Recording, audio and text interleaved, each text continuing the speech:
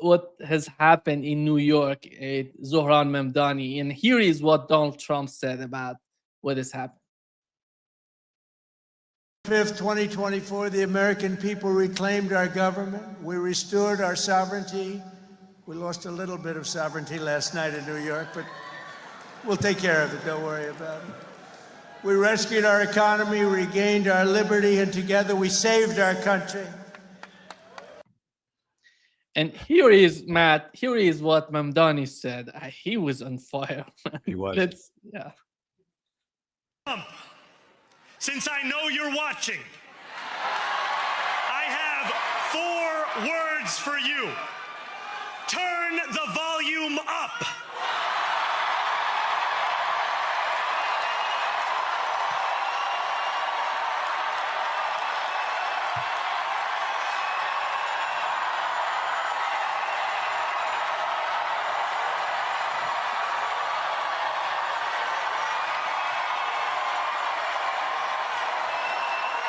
We will hold bad landlords to account because the Donald Trumps of our city have grown far too comfortable taking advantage of their tenants. We will put an end to the culture of corruption that has allowed billionaires like Trump to evade taxation and exploit tax breaks. We will stand alongside unions and expand labor protections because we know, just as Donald Trump does, that when working people have ironclad rights, the bosses who seek to extort them become very small indeed. New York will remain a city of immigrants, a city built by immigrants, powered by immigrants, and as of tonight, led by an immigrant.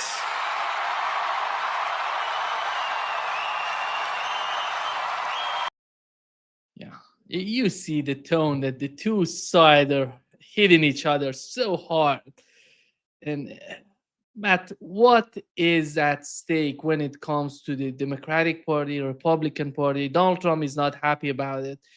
And on the other hand, you look at Soros being, somehow supporting Mamdani, and many people, questioning that. What is that? Yeah. And Obama was so much good at this sort of, the way that he tries to communicate with the public, with the society. What's your take on what is happening with the case of Mamdani in New York? Listening to his speech, I felt like I was listening to Obama. And of course, for a lot of us, that gets us worried, right? And not being cynical, we're being skeptical for good reason.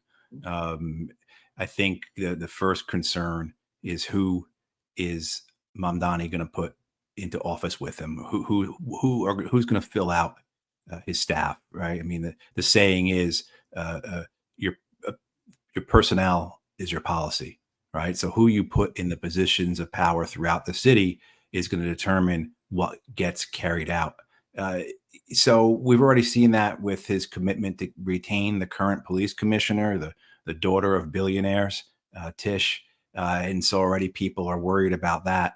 But we have to see who he puts into positions, how he approaches these first few months will be determinative, I think, for the rest of his administration. As people recall, we can continue to harp on Obama here, but Obama comes into office. Many of us were expecting universal health care or some variation of it. And one of the first things he does is to say the public option, as they are calling it, is no longer an option. Many of us were dismayed when you saw the first people he puts into power with him. Best example are his chief of staff, Rahm Emanuel. You've seen that with others too, say AOC. The people that ran her campaign in 2018 that got her elected, that defeated the third most powerful Democrat in the House of Representatives, they were out of power with her within the year.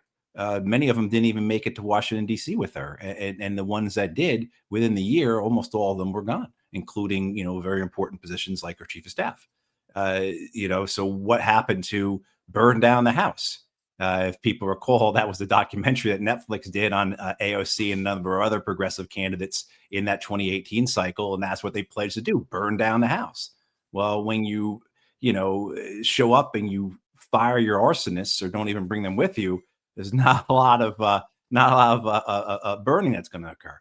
So I think for me, that's what I'm interested to see. Who is he going to put in power? Who's he bringing with him?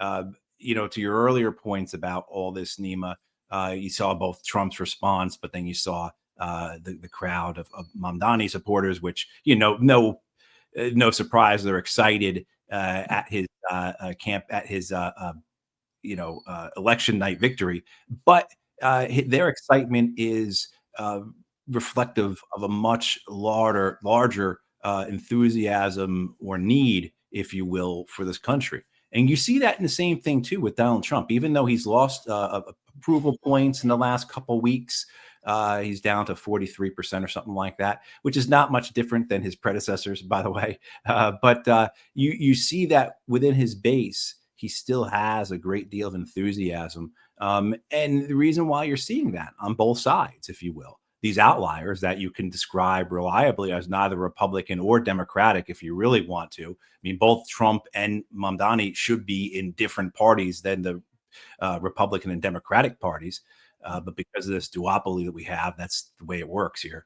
That what they are tapping into, that enthusiasm that they're riding, is the result of the inequality in this country, is the result of the dire straits of tens and tens of millions of people, of people who are living underwater, who are people whose overhead costs, whether it be the electric bill or their rent or mortgage payment, or the fact that they've got to check their bank account before they call their doctor, is something that is causing this desire for something different, something that might give hope. And it's I thought to me, it was very telling that Mamdani opened up his victory speech by quoting the American socialist Eugene Debs.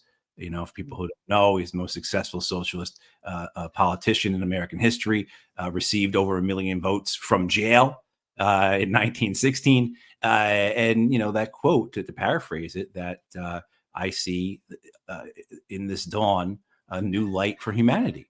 And so while I'm skeptical, I also realize that we have this opportunity now through figures like Mamdani to capitalize on something that you don't really want to capitalize on. So maybe I should maybe I should say something differently, right? That we have this momentum, we have this inertia that's coming because people are hurting, because people are suffering, because again, people are underwater. And so you see these opportunities like Mamdani is able to exploit in New York that give hope to the rest of the country.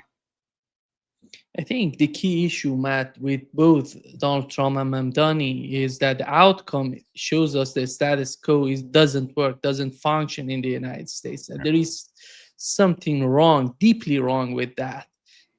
And if you were to mention the main issue with that the people need to go to Mamdani or Donald Trump, which by any sort of definition, they're not part of the Democratic Party or Republican Party. And they were being somehow wrapped into these two parties by, they wanted to bring them in to show that Democrats are winning or Republicans are winning, which we know that's not quite the case. Yeah, yeah, go ahead. Again, both of these men, Trump and Mamdani, shouldn't be in their respective parties. One of the things interesting to me, just in the little bit I've been able to read about the exit poll numbers, is the high rate of votes that Mamdani got among young men. This was a demographic that 2 years ago went for of Trump. And in the election last night, calling the exit polling, Mamdani was plus 40 on men under 30 years old, right? So that's a demographic that, if I recall correctly, Trump did very well with. He won the young vote, right? He won the youth vote. And now you see Mamdani picking that up. You see these generations that, the younger generations understanding what's at stake.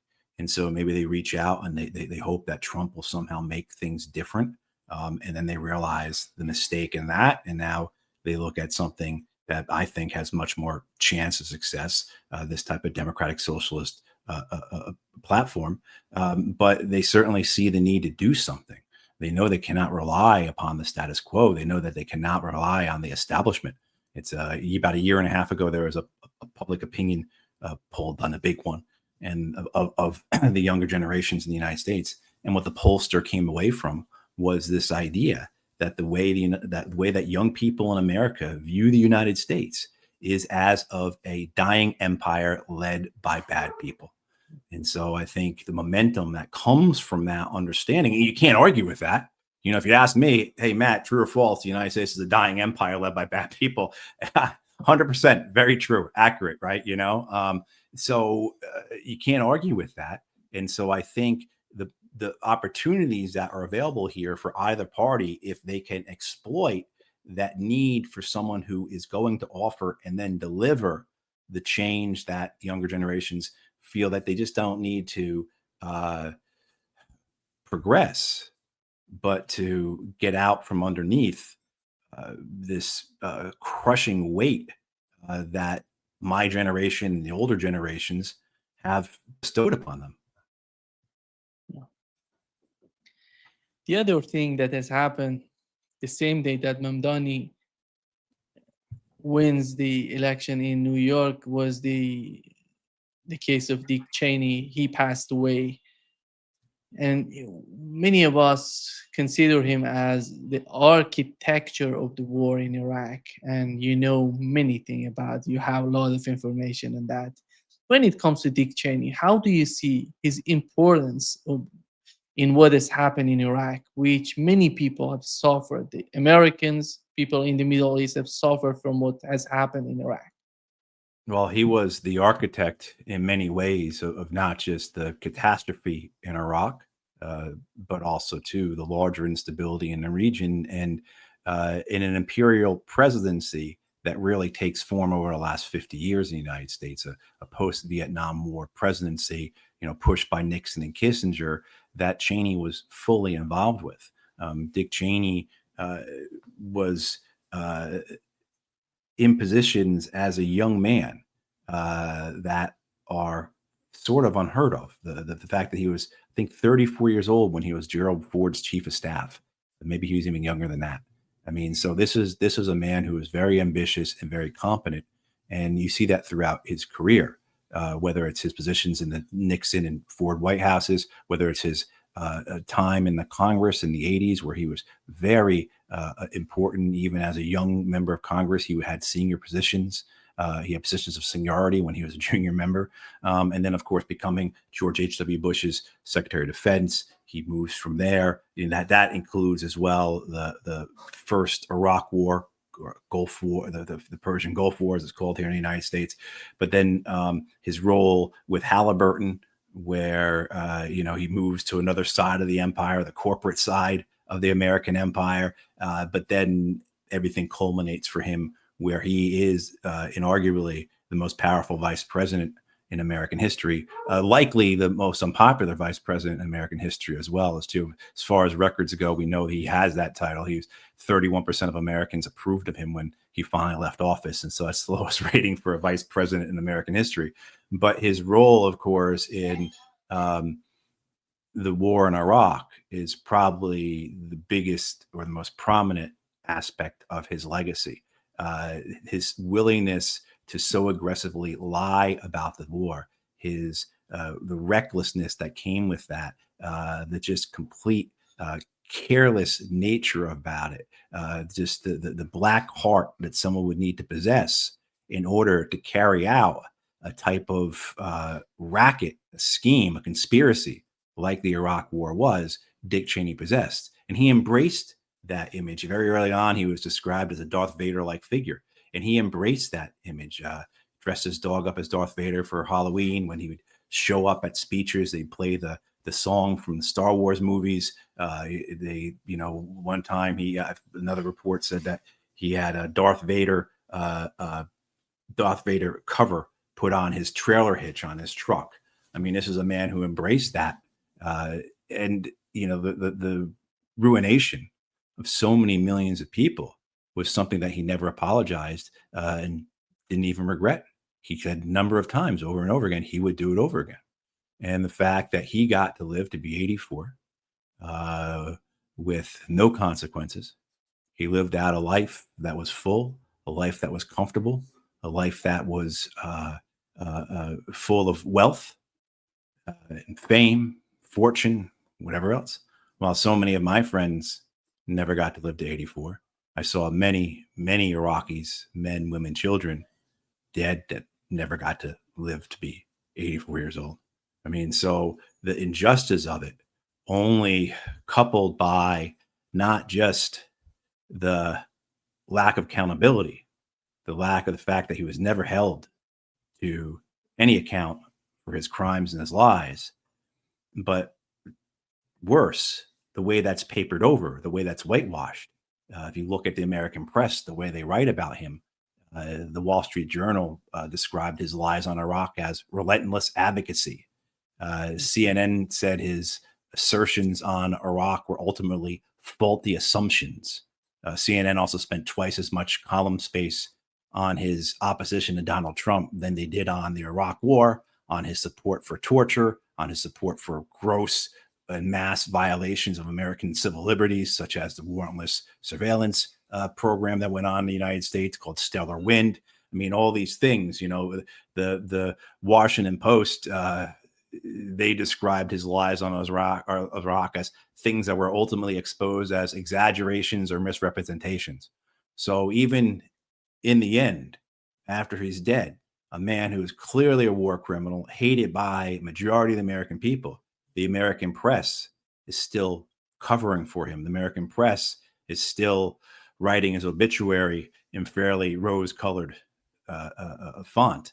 And then, of course, you see from the Democratic Party, their response. You see the responses from Bill Clinton. You see the responses from Kamala Harris and Joe Biden, you know, praising Dick Cheney, calling him a good American, calling him a statesman, saying, oh, we may have disagreed. I never knew that Cheney's patriotism was in any doubt, you know, to paraphrase those types of things.